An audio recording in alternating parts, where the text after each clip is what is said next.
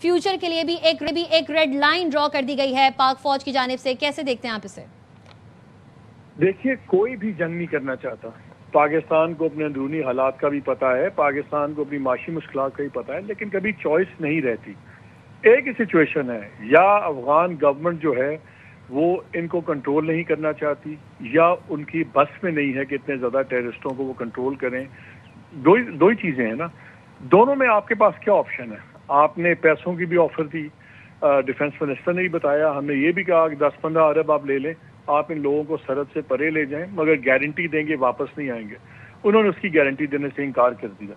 अब रोजाना आपके कैप्टन्स, मेजर्स, यंग ऑफिसर्स, जवान बच्चे, हमारे लॉ एनफोर्समेंट, रोजाना शहादतें हो रही हैं। अब ये सिलसिला कहीं तो रुकना है। मैं देख रहा हूँ बहुत तनकीद लोग कर रहे हैं, देखें जी पाकिस्तान ने ये कर दिया, इसको तो अमेरिका नहीं काबू कर सका, रूस नहीं कर सका। पहले तो इन डिफरेंस है उन दोनों चीज़ों में। रूस ने अफगानिस्तान पे कब्जा करना चाहा था अंदर आके, अमेरिका ने अंदर बैठ के अफगानिस्तान पर कब्जा करना चाहा था। पाकिस्तान ये नहीं कर रहा। हम तो सिर्फ ये कह रहे हैं कि जो दहशत गर्दों के ये अड्डे हैं आप इनको ख़त्म करें। तो दो ही सिचुएशंस हैं, अगर आपसे नहीं होते तो हमें करना पड़ेंगे, और अगर आप कर सकते हैं, अगर आप वाकई ताकत में हैं, तो फिर आप करना नहीं चाहते। और मेरा ख्याल है ये भी एक क्रिटिसिज्म हो रहा है। देखें, मुत्तकी साहब इंडिया में हैं और पाकिस्तान ने ये शुरू कर दिया। मेरा ख्याल है this is a perfect timing to send a message कि आप भाई भले इंडिया के साथ बैठें, आप भले रूस के साथ बैठें, आप जिसके साथ मर्जी बैठें, ये आपको प्रोटेक्शन नहीं दे सकते।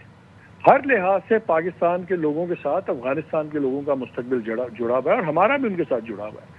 उनकी ट्रेड, इकोनॉमी सब पाकिस्तान के साथ डिपेंड करती है।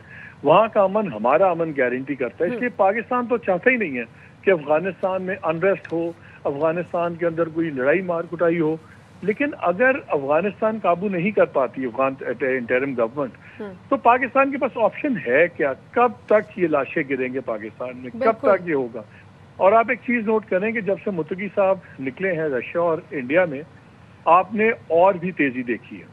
तो जो मैसेजिंग वहां से आई कि देखिए इंडिया का मैसेज क्या है, इंडिया को पता है कि मेन वॉर के अंदर वो हमारे साथ नहीं लड़ पाए, जितनी जिल्लत हुई, हजीमत उठानी पड़ी, उसी वक्त हम एक्सपेक्ट कर रहे थे कि अब ये अपने प्रॉक्सीज को इस्तेमाल करेंगे और ये टेररिज्म में एक्टिविटी और तेज होगी।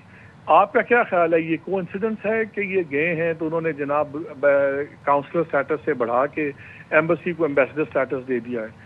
उन्होंने ये भी अनाउंस किया कि जी जो 34 प्रोविंसेस हैं अफगानिस्तान के, हम इसमें भरपूर डेवलपमेंट में मदद देंगे, पैसे डालेंगे, सब कुछ। और खाली पाकिस्तान नहीं कह रहा कि ये टेररिस्ट हेवन बन गई है। अभी मॉस्को फॉर्मेट के अंदर पाकिस्तान था, इंडिया था, चाइना था, रूस था, अजरबैजान था, रीजन के सारे ममालिक थे। वहाँ का फॉर्मेट का आप कम्युनिके पढ़ें, उसमें लिखा हुआ है कि अफगानिस्तान की जो सिचुएशन है ये पूरे रीजन के लिए, पूरे इलाके के लिए खतरा बन गया है।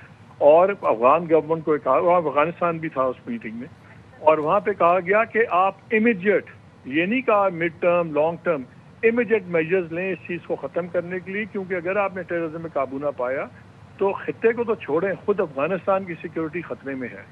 तो जब इस फॉर्मेट में सारे ममालिक बैठ के कह रहे हैं, लोग कहते हैं जी शायद पाकिस्तानियों को शौक चढ़ा, हमें कोई शौक नहीं चढ़ा, हमारे पहले ही हाथ भरे में, कम टेररिज्म है। बिल्कुल आप ठीक कह रहे हैं कि सारे ममालिक ही अब इस बात पर मुत्तफिक हैं कि इमीडिएट जो है वो रिएक्शन देना होगा।